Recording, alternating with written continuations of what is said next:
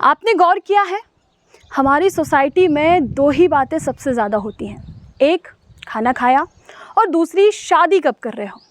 क्योंकि अगर इंसान ज़िंदा है तो खाना ज़रूरी है और अगर जवान है तो शादी ज़रूरी है। बस फ़र्क इतना है कि खाना हम रोज़ खाते हैं और शादी ज़िंदगी में एक बार करनी होती है, लेकिन पूछने वाले इसको हर रोज़ पूछते हैं। समाज की सोच बड़ी मज़ेदार है।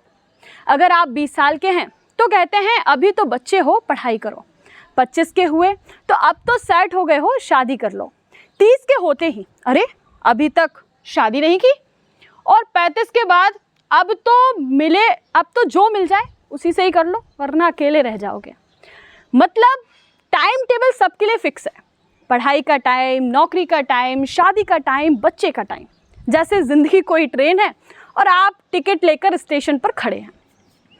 लेकिन असल सच्चाई ये है कि शादी कोई समाज की हेडलाइन नहीं, ये ज़िंदगी का सबसे बड़ा फैसला है। अगर सोच समझकर सही साथी मिले तो ये खुशी का कारण है, और अगर सिर्फ समाज की सोच के दबाव में ही कर ली जाए तो ये ज़िंदगी की सबसे बड़ी गलती भी बन सकती है। समाज कहता है अकेले रहकर क्या करोगे, लेकिन कोई ये नहीं कहता कि गलत रिश्ते में रहकर क्या करोगे।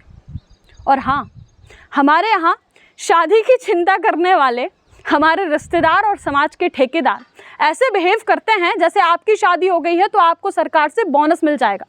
बिटिया शादी कर लो, फिर हमारा भी बोझ कम होगा। अरे आपकी नींद मेरी शादी पर क्यों टिकी है भाई।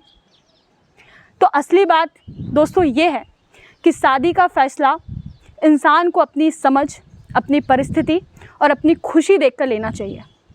समाज की सोच बदलनी चाहिए। कब शादी करोगे पूछने की बजाय खुश होना अपनी ज़िंदगी में ये पूछना चाहिए। क्योंकि शादी सिर्फ जिम्मेदारी नहीं बल्कि दो आत्माओं का मिलन है। ये मजबूरी नहीं, खुशी होना चाहिए। नमस्कार।